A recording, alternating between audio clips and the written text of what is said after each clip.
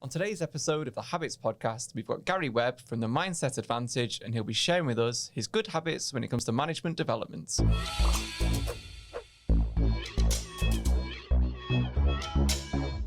thanks for joining us, Gary. No problem. First things first, what qualifies you to be our guest expert when it comes to management development? Yeah, so I've worked in the food manufacturing industry for the last 30 years. I know I don't look old enough. And worked with lots of good teams and bad teams, and seen lots of things that have led me to believe, what performs a good manager, how a good manager performs within a team. So the Mindset Advantage now, are you working with management to help them develop their management skills? So I'm working with a couple of food manufacturing businesses, working with their management teams to develop their self-awareness and help them build strengths-based teams to increase performance. So I guess then, with your experience and then what you're doing now, you've seen a lot of things that companies can get wrong when it comes to management development. Yes, yeah. So initially, I think that the traditional thinking around management development and personal development is one thing would be an annual appraisal. And typically, the issue with the annual appraisal is sometimes in its worst is that would be the only time that you'd sit down formally with your boss. That creates anxiety. It creates a huge amount of preparation, and quite frankly, it just doesn't focus on the individual's needs through the performance year. It seems like a bit of an afterthought if it's an annual appraisal, or just like a box ticking exercise. Is that what you think? Certainly more like a box ticking exercise, and it's kind of dust off the accountability or the objectives that were set at the beginning of the year, and see where you've got towards them. And quite typically, progress would have been poor towards those. Also, as well, if it's an annual appraisal, and this is talking from my own experience when I worked in companies that had them, it always feels like they want to tell you things that you've not done as a way of not giving you, if it's linked to your annual pay rise, and it's like, well, they're never going to give you a 5% pay rise. It's always, we'll try and make it a 3 or a 4. So they almost like highlight your weaknesses. So there's definitely an element of negotiation in that process. And on to the next point really is the weaknesses. And that's the second bad thing really to talk about, is it really only does focus on weaknesses and on what you're going to do to fix those weaknesses. So yeah, you're good at this, but let's have a look at this stuff over here. And the old thinking would be a well-rounded individual. Well, I believe there's no such thing as a well-rounded individual, and we'll talk about kind of how you do that. We all have weaknesses, but it's how we manage them. Yeah, a shit sandwich is what they used to call it in my office. The feedback sandwich or the shit sandwich, as most people know it as. Yeah. So my final bad habit would be that teams are just not encouraged to think about their self-awareness and their relationships in the workplace.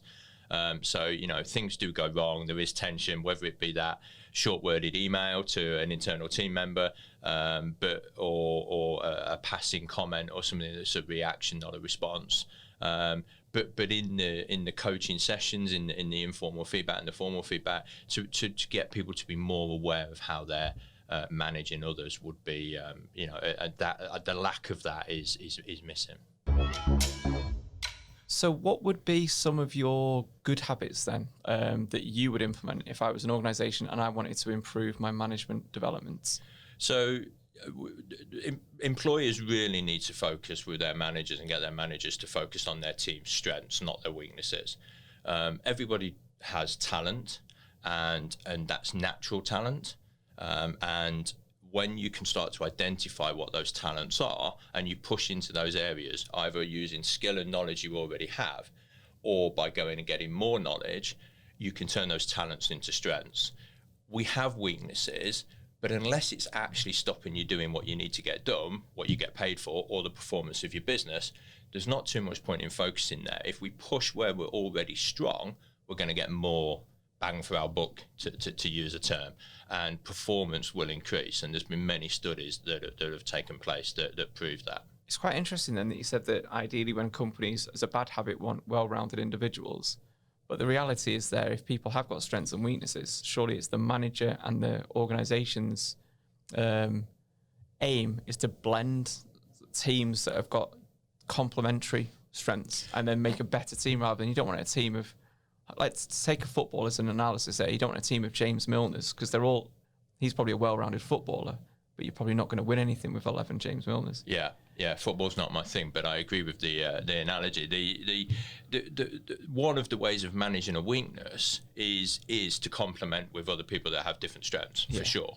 And that's when you start looking at team dynamics. So there's a whole thing around how you manage teams, you as a manager, and then when you look at a team dynamic, what's in your team? What are the strengths? How do you best utilize those strengths to manage either just to drive through the best use of those talents and or to complement each other's weaknesses? And that will be one of the strategies to do that. Yeah, I think that's a really, really good habit that more organizations should implement. Sticking with the football analogy that you used, the second habit would be coach, not boss. Certainly modern employees, millennials, to use that term, but even the generation above that we sit in, we don't like being boss. Most people generally don't like being told what to do. A much more effective way of managing the current modern workforce is to coach people through their performance. And that's a joint process. So, and to coach someone, it's not sort of woo, it's not hairy-fairy, it's regular updates. So it's over the annual appraisal. Of course, you need performance reviews, and you should do those probably at least twice a year, if not quarterly. But it's a weekly or fortnightly touch base. It's not micromanagement. It is about being really clear on where things are at, any support that we can give in, and a good conversation around that person's development. Yeah, I like that. We are here when we work. We've got a saying. We say be better every week. Yep. So that's why we have Monday meetings of what we're trying to achieve that week, and Friday meetings to sort of see where did we perform against what we were trying to achieve. So I get that. And we don't do annual appraisals. We don't do them. But I suppose it's like a small touch point. It is. Regular touch point. And then you can identify problems a lot earlier and a lot quicker. Of course. And you can do that. And the team meetings are absolutely valid. It's trying to get that one-to-one time as well, as often as you can afford, to make sure that individual is feeling like they're an individual within your business. Yeah. So there are two really good habits there. What would be your killer habit or your number one habit that people listening should implement in their business to improve management performance? So essentially, Mike, it starts with, if I was to have one thing, it all starts with self-awareness. So, as a manager, a leader of teams, the more self-aware I am of how I'm managing, how I like to be managed myself, the more likely I am to be effective within my performance and therefore affect the performance of my team. So what does that mean? Self-awareness, great. But essentially, there are some points here. How do you get more self-aware? There are many things you could do, and I'll just list a few off. You can take a psychometric test, and that will give you a specific report. There's lots available that could give you some very specific feedback. Become more aware of your strengths. We've talked about strengths, not weaknesses. So becoming aware of them and understanding, what am I talented at? How do I get this stuff done really effectively? And if I do more of that, am I going to be more effective? A good way to look back at that would be to look at times when you've been successful, and are there trends within those times you've been successful? Is there a theme there? And you can do all of that yourself. Another one would be just be more curious. Be more curious about yourself, how you're behaving, and how and why others are behaving in a certain way. What's going on there?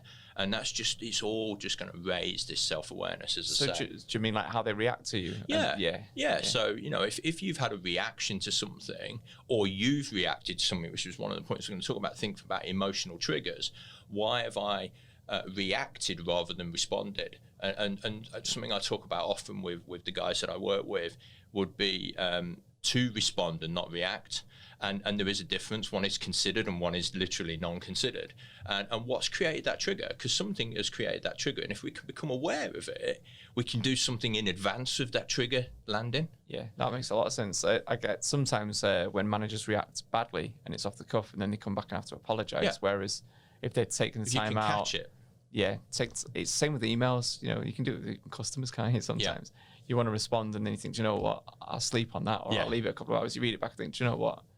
Yeah, never hit send in a moment of emotion. Yeah, but it's so easily done, though, isn't it? It is so easily done, and we do it verbally so much more easily. Yeah. And often, there will be a case of going, if we can just, and this is a self-awareness, if we can just reflect. So reflection would be another point. Then we don't have to say it to anybody, but if we know ourselves that we've done that, we've reacted, there's something I could have done different. What was the trigger there? If I can catch the trigger, I can stop it happening. Ask for feedback would be another one. It's not one people like. You can do that formally or informally. There are systems out there where you can get anonymous feedback. But, in these one-to-one sessions with your team, ask for feedback. So it's all raising your self-awareness. Another way would be to work with a coach to enhance and speed that up. Yeah, what's interesting about that there is asking for feedback, and you mentioned coach as well. Like you can ask for feedback from people senior to you in the business, people that have been through the same management position you've been through, what they would do differently. Almost like informal coaching, informal mentoring as well, if you were unsure. Yeah, I quite like that, and also feedback as well from your team. You'll learn a lot more about them, and then you can address those issues, and you can say, well, how do I get the most out of him? He doesn't like, being spoken to in this way. So if I'm a business now that's been listening to this or seen this, and I identify some of those bad habits, and I want to implement some of those good habits, where could I find you if I needed help? So I've got a website, themindsetadvantage.co.uk. You can email me at gary@themsa.co.uk. And obviously on LinkedIn under Gary Webb. And if you put Gary Webb Mindset, I come up straight away. Thanks to Gary for joining us in the Habitz Podcast studio, sharing with us his good habits when it comes to management development. If you've managed teams and you've got some tips that you'd like to share, let us know in the usual places and join us next time for some more Habitz Podcast.